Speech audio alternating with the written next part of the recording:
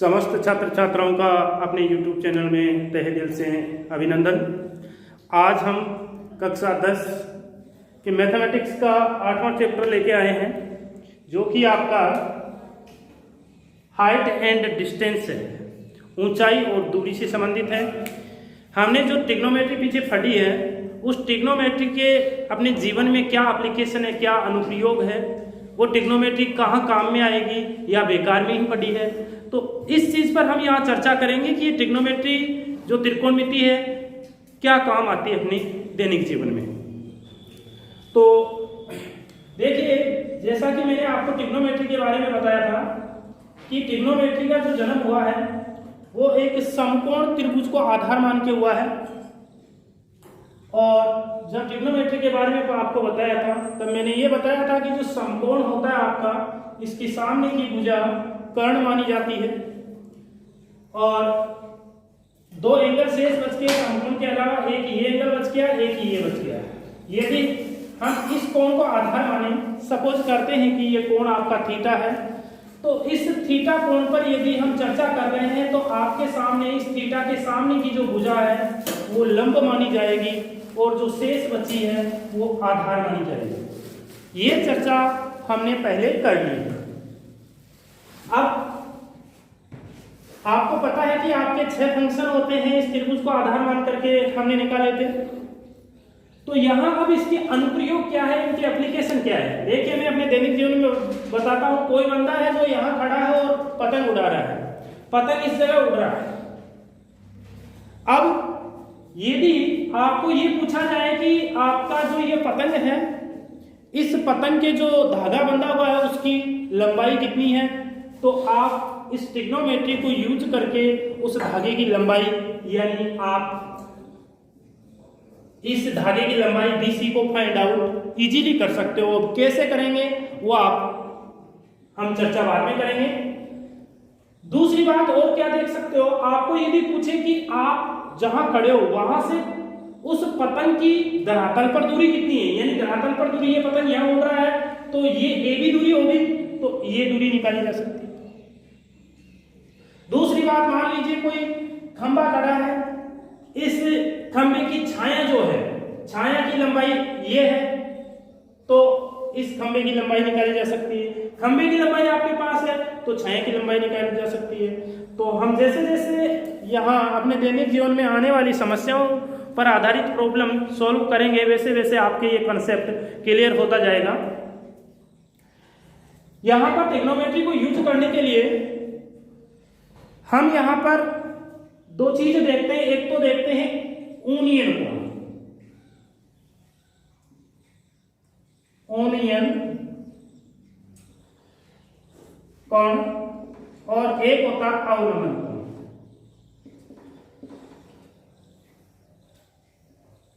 ये यूनियन कोण और अवनमन कोण क्या है? देखिए, कोई बंदा यहां खड़ा है,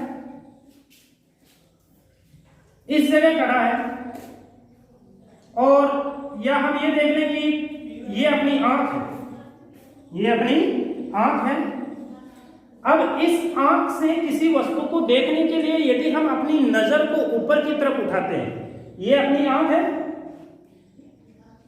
हम किसी चीज को देखने के लिए अपनी आंख को यदि ऊपर की तरफ उठाएंगे तो अपनी जो दृष्टि है, जो अपनी नजर है, वो इस प्रकार से जाएगी। मान लो ये चीज है, कोई इस चीज को देख रहे हैं, तो अपनी आंख ऊपर की तरफ उठी तो यहां पर मान लीजिए थीटा कोण होगी, तो ये आपका जो कोण थीटा है ये यूनियन कोण कहलाता है। क्या कहलाता है? यूनियन कोण कहलाता है। अब एक दूसरा तरीका ये हो सकता है कि हम किसी ऊंचाई पर खड़े हैं, किसी भवन पर खड़े हैं और धरातल पर कोई चीज पड़ी है, तो अपनी जो आंख है यदि सीधी देखे, यदि हम एकदम सीधा देखेंगे, क्षैतिज देखेंगे तो ऐसे देखेंगे। अब हम इस चीज को देखने के लिए, आपको पता है, नीचे की तरफ देखेंगे, नीचे की तरफ देखेंगे तो ये अपनी आंख, अपनी जो दृष्टि है वो नीचे की ओर जाएगी, यानी नीचे की ओर झुकेगी, तो ये जो कोण है ये अवनमन कोण कहलाता है। तो सीधा ध्यान रखिए, यूनियन कोण क्या होता है? यदि किसी चीज को देखने के लिए अपनी नजर ऊपर की तरफ उठ रही है तो वहां पर ऊनियन कोण बनेगा, और यदि अपनी नजर नीचे जा रही है तो अवनमन कोण बनेगा। यदि ये दो चीजें क्लियर हो गई तो हम आगे एप्लीकेशन पर चल सकते हैं। तो आगे हम आपकी पाठ्य पुस्तक का ही कोई एग्जाम्पल लेकर के चर्चा करते हैं।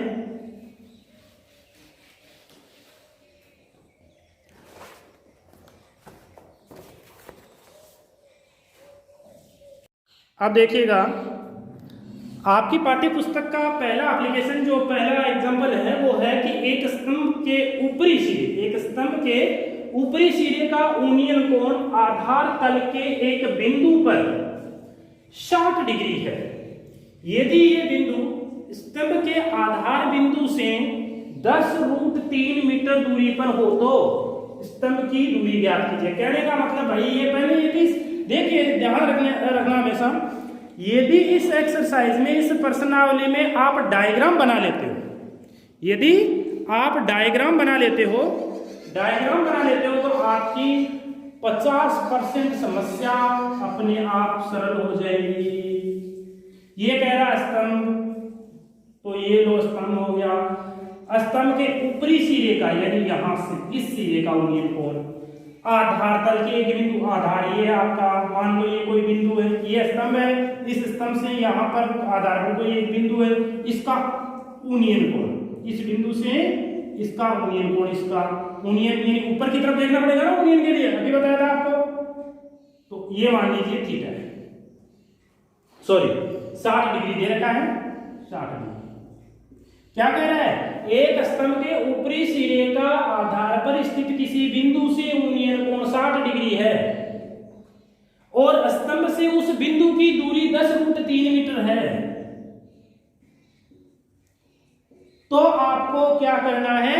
इस स्तंभ की दूरी, ऊंचाई बतानी है। ए बी मान ले स्तंभ है, तो लिख दीजिए, माना स्तंभ की ऊंचाई h मीटर है, ये लो साफ h मीटर। अब आपको देखिए इस त्रिभुज में इस भुजा, यानी ये भुजा दी हुई है, एक कोण दिया हुआ है, यानी आपको दो चीजें देगा। तो एक तो कोण दे दिया, एक ये भुजा दे दी, और ये भुजा पूछ रहा है। अब आप देखिए कि आपके पास कौन सी भुजा है और कौन सी ज्ञात करनी है। आपके पास ये भुजा दी हुई है, इस कोण के लिए ये लंब हो गया, ये आधार हो गया, यानी आधार आपके पास 10√3 है, ठीक है, और ये हुआ लंब जो कि आपका h मान रहे हो। तो आधार और लंब में, या लंब या आधार में क्या संबंध होता है? ये लंब हो गया, ये आधार हो गया, दोनों में क्या संबंध होता है? टेन का संबंध होता है। अरे लंब बटे आधार क्या होता है? टेन होता है। आप कहोगे आधार बटे लंब क्यों नहीं ले सकते? ले सकते हो, उससे भी सेम उत्तर आएगा। तो देखिए यहां या चित्रानुसार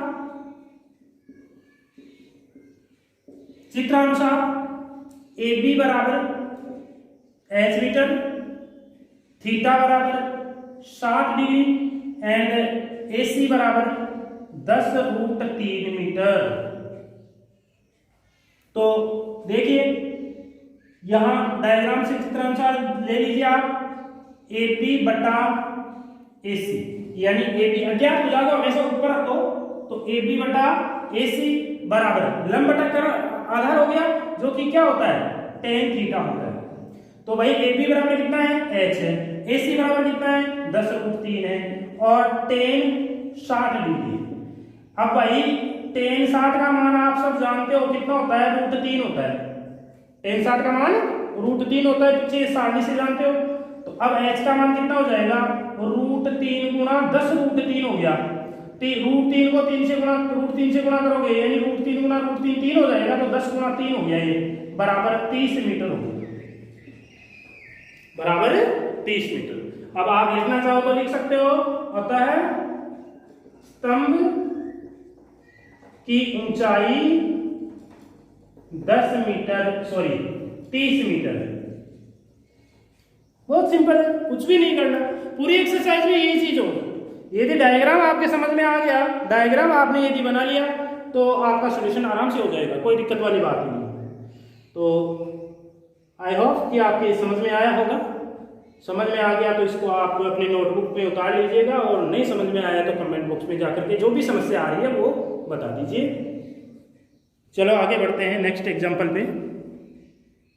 अब देखिएगा नेक्स्ट जो दूसरा उदाहरण है वो क्या है कि कोई एक 50 मीटर ऊंचा पुल है। तो मैं यहाँ कोई पुल बना देता हूँ, आप जानते हो पुल किसी नदी वगैरह पे कोई पुल है ये, तो ये लीजिए साहब, ये 50 मीटर ऊंचा पुल बना दिया मैंने। अब क्या कह रहा है, 50 मीटर ऊंचे पुल से किसी नाव, ये मान लेते हैं इधर नाव है कोई, इस नाव का क्या बोल रहा है, अवनमन कोण। अब भाई अवनमन कोण के लिए पहले आपको पता लगाना है कि अवनमन कोण क्या होता है।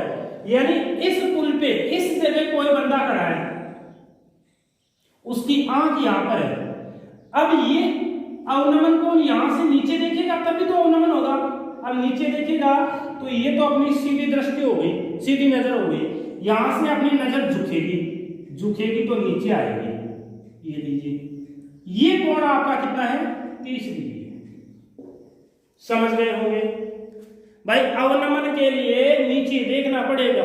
अब नीचे देखना पड़ेगा तो 36, यानी अपनी जो सीधी दृष्टि है वो तो ये हुई, सीधी नजर तो पुल से ऐसे होगी, ठीक है। अब अवनमन कोण यानी नाव नीचे है तो अपनी नजर उसको देखने के लिए नीचे की तरफ झुकेगी, नीचे झुकेगी तो ये अवनमन कोण हो गया और ये 30 डिग्री का हो गया। अब हमें ये कोण चाहिए भाई, इस जो त्रिभुज आपका बन रहा है एबीसी, इस त्रिभुज का कोई एक कोण चाहिए। ये तो 90 शेष, या तो ये कोण चाहिए आपको या ये कोण चाहिए। तो यदि आप ये कोण लेना चाहते हो तो आपको पता है 90 का है तो ये 60 डिग्री हो गया, तो इसके आधार पर देख लीजिए। या फिर आप ये चीज जानते हो कि ये दो समांतर रेखाएं हैं, इनको एक रेखा ऐसे काटे तो ये जो जेड बनता है ना, ये एकांतर कोण को परिभाषित करता है। तो यहां पर आप जानते हो कि ये जेड बन गया तो ये और ये दोनों बराबर होंगे क्योंकि एकांतर कोण हो गए, तो ये 30 डिग्री का होगा। डायग्राम बन जाना चाहिए, बन गया होगा, कोई दिक्कत ही नहीं है। अब क्या कह रहा है, नाव की पुल से क्षैतिज, पुल ये है, नाव ये, इसकी सीधी दूरी यानी क्षैतिज दूरी कितनी है ये आपको बताना है। सपोज करते हैं कि ये जो दूरी है वो x है, कितनी है, x है। तो लिख दीजिएगा, पहले लिख तो दिया है पुल की ऊंचाई AB है ना डायग्राम में, AB ऊंचाई AB बराबर 50 मीटर, और थीटा कितना है भाई, यहां पर ये थीटा 30 डिग्री एंड थीटा बराबर है 30 डिग्री। माना नाव की पुल से क्षैतिज दूरी x है, x मीटर लिख दो या सीधा x लिख दो, कोई फर्क नहीं पड़ने वाला। तो अब देखिए त्रिभुज एबीसी में अज्ञात भुजा कौन सी है उसको ऊपर रख लीजिएगा। तो अज्ञात भुजा यहां पर देखिए, दो भुजा आपके पास, एक तो ये और एक ही है, इन दोनों में रिलेशन आ जाएगा। तो अज्ञात भुजा आपकी AC है, तो AC बटा ज्ञात कौन सी है, AB। आप ये चीज जानते हो कि इस कोण के लिए ये लंब है, ये आधार है। आधार हमने ऊपर लिखा है, लंब नीचे लिखा है, तो आधार बटे लंब क्या होता है, कोट थीटा होता है, नहीं होता। तो लिख दीजिएगा कोट थीटा। AC कितना है, x है, AB कितना है, 50 है, बराबर कोट थीटा का मान कितना है, 30 है, x बटे 50। अब कोट 30 क्या है, कोट 30, और कोट 30 का मान कितना होता है, जितना आपका tan 60 का होता है, तो ये √3 हो गया। तो x बराबर कितना आ गया भाई, 50√3 मीटर आ गया। अतः आपकी क्षैतिज दूरी लिखना चाहो लिख दो नीचे, अतः नाव की पुल से क्षैतिज दूरी 50√3 मीटर है, 50√3 मीटर है। और यदि आप इसको और सिंपलीफाई करना चाहते हो तो 50 गुणा 1.732, ये √3 का मान होता है 1.732। अब आप इसको मल्टीप्लाई करके सिंप्लीफाई करोगे तो कितना आएगा, 86.60 मीटर हो गया। तो आप नीचे एक लाइन लिख दीजिए, अतः नाव की पुल से क्षैतिज दूरी बराबर 86.60 मीटर। बहुत सिंपल है। आप सोच रहे हो कि ये अज्ञात भुजा है, इसको नीचे क्यों ऊपर ही क्यों लिखे, नीचे लिख दे, नीचे लिख लो। चलो साइड में करके बताता हूं इसको। नीचे लिखोगे तो क्या हो गया, देखिए 50/8, तो ये लंब हो गया इस कोण के लिए, और ये आधार हो गया जो कि क्या होता है 10 हो गया। क्या हो गया 10। तो 50/x 10 का मान कितना हो गया भाई, 1/√3। तो वजन गुणा कर दो तो x तो इधर हो जाएगा, ये इधर हो जाएगा, तो x बराबर कितना आया 50/3, वो ही आया जो पहले आया। तो इससे कोई फर्क नहीं पड़ता। हो गया होगा, अपनी नोटबुक में इसको डाल लीजिएगा। फिर नेक्स्ट प्रॉब्लम पे चलते हैं। तीसरा एग्जाम्पल आपकी पाठ्य पुस्तक का है, वो आपके स्क्रीन पर है।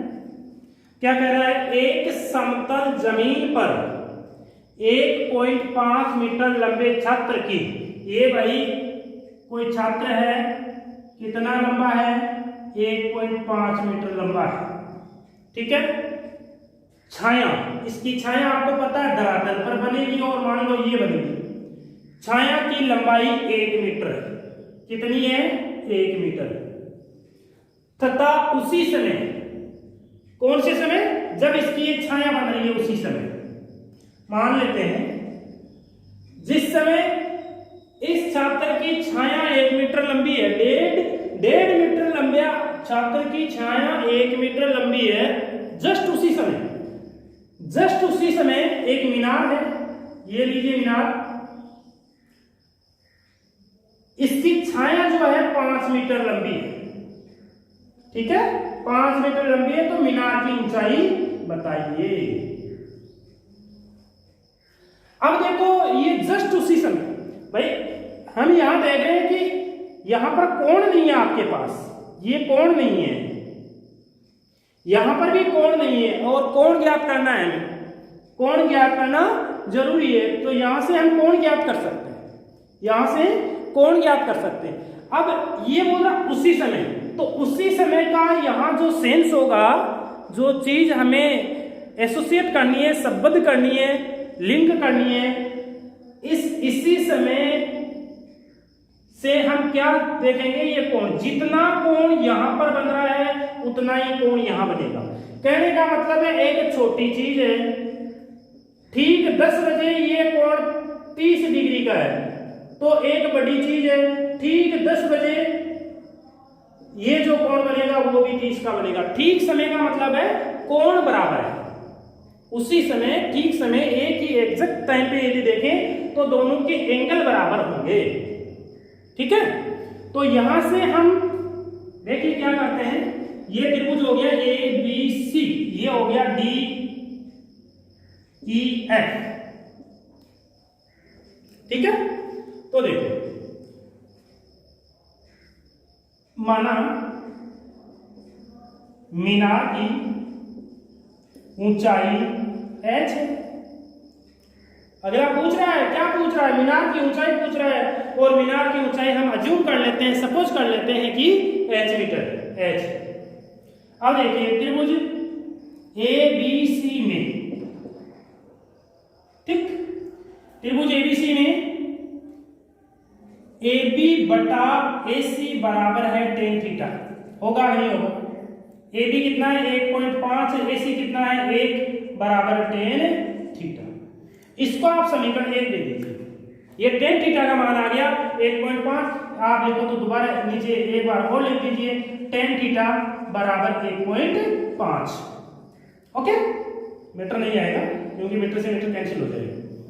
अब इधर देखिए त्रिभुज DEF में DE बटा DF बराबर हो जाएगा tan थीटा, वही, क्योंकि उसी समय की बात कर रहा है, तो ये जो एंगल है दोनों में सेम आएगा, ठीक है। तो DE कितना है h है, और df कितना है 5 है और tan थीटा का मान समीकरण 1 से डाल दीजिए, कितना 1.5, कारण समीकरण 1 से, समीकरण 1 से। तो h बराबर कितना हो गया 1.5 गुणा 5, 15.75, 7.5 मीटर। तो भाई उस मीनार की ऊंचाई जो होगी कितनी होगी 7.5 मीटर होगी। अतः मीनार की ऊंचाई 7.5 मीटर। अब देखिएगा एक बार दोबारा समझ लीजिए, हो सकता है समझ में नहीं आया हो। देखिए बंदा क्या कहना चाहता है, ये कह रहा है कि एक समतल जमीन है, इस जमीन पर एक लड़का खड़ा है जिसकी लंबाई 1.5 मीटर है और किसी समय उसकी जो छाया है वो 1 मीटर है। जिस समय इस लड़के की 1.5 मीटर लंबे लड़के की छाया 1 मीटर है, जिस समय उसी समय एक मीनार है, उस मीनार की छाया 5 मीटर है। तो आप इस मीनार की ऊंचाई बताइए। तो यहां पर उसी समय का नाम देकर, उसी समय का नाम देकर इस क्वेश्चन में हमें ये चीज दे दी कि एंगल समान है, कोण जो बनेगा वो समान बनेगा। तो अब मीनार की ऊंचाई पूछ रहा है, तो यहां मैंने सपोज कर लिया कि मीनार की ऊंचाई h है। अब त्रिभुज एबीसी लेंगे, इस त्रिभुज एबीसी में AB बटा AC बराबर tan थीटा होगा कि नहीं होगा भाई, लंब बटे आधार हो गया, इसको यदि एंगल माने तो ये वैल्यूज पुट कर दिए तो tan थीटा का मान 1.5 निकल करके आया। अब हमें तो मेन जो काम है वो इससे ये दूरी फाइंड आउट करनी है। तो इस और इसमें क्या संबंध है, वो tan थीटा का है। tan थीटा कितना होगा, जितना इस लड़के के लिए है उतना ही इस मीनार के लिए होगा।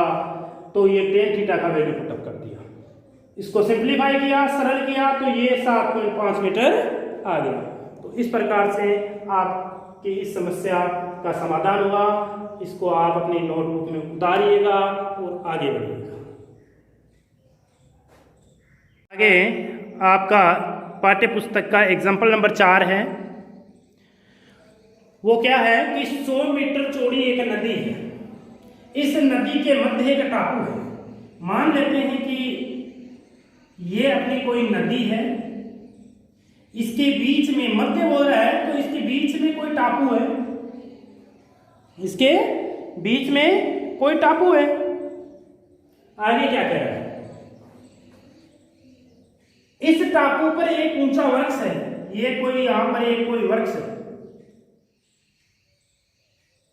नदी के विपरीत किनारों पर, विपरीत किनारे का मतलब एक किनारा तो ये हो गया और एक किनारा ये हो गया। विपरीत किनारों पर दो बिंदु P और Q, ये P बिंदु है, ये Q बिंदु है। समझ में आ रहा है? क्या कह रहे हैं कि 100 मीटर लंबी नदी है, ये लीजिए भाई 100 मीटर लंबी नदी होगी। फिर कह रहा है नदी के बीच में एक टापू है, टापू पर एक वृक्ष खड़ा है, पेड़ है। इस नदी के विपरीत किनारों पर दो बिंदु P और Q और वृक्ष एक सीधी रेखा में, यानी बिंदु P ये वृक्ष और ये बिंदु Q क्या है, एक सीधी में खड़े। मान लेते हैं ये बिंदु ऊपर खड़ा, पेड़ जो है ऊपर है, ये एक सीधी रेखा में। यदि P और Q से वृक्ष की चोटी का यूनियन कोण, यानी P बिंदु से देखें तो यूनियन कोण 30 नजर आता है। यदि P बिंदु से देखें तो वृक्ष का जो शिखर है, जो चोटी है, उस पर उसको देखने के लिए अपनी आंख 30 डिग्री उठती है।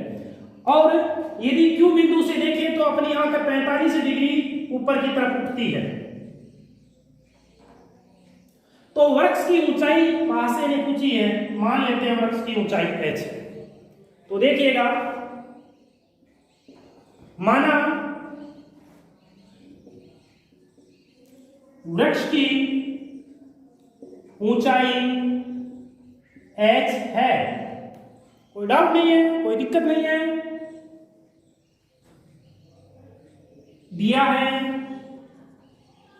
PQ बराबर 100 मीटर, PQ बराबर 100 मीटर, ठीक है। अब देखिए क्या करें इसमें, ये 100 मीटर लेके ये कितना ले, यानी ये OP और OQ कितना होगा ये देखते हैं। तो ये देखते हैं कि ये दूरी कितनी होगी। या तो देखिए आपके पास एक चांस है कि ये मध्य में बोल रहा है, लेकिन मध्य में एग्जैक्ट बीच ऐसा नहीं है कि ये आपका ये 50 है ये 50 है। जब ये 50 होगा ये 50 होगा और ये पेड़ की ऊंचाई है तो ये कोण भी समान होने चाहिए।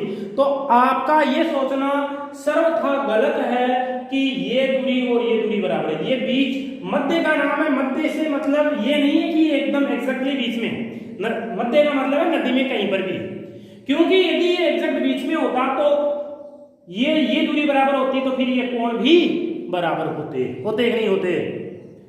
तो हमें या तो इसको x मान लेना है, इस एक को x मान लो, दूसरा x माइनस 100 माइनस x हो जाएगा, तो ये मान लीजिए आप x है। तो ये पूरा 100 था, 100 में से ये x कम हो जाएगा तो ये इधर वाला कितना बच गया 100 माइनस x। तो ये माना OQ बराबर x, तब OP बराबर कितना हो जाएगा 100 माइनस x। क्लियर। अब देखिएगा असली जो खेल है वो अब चालू होगा। त्रिभुज PAO में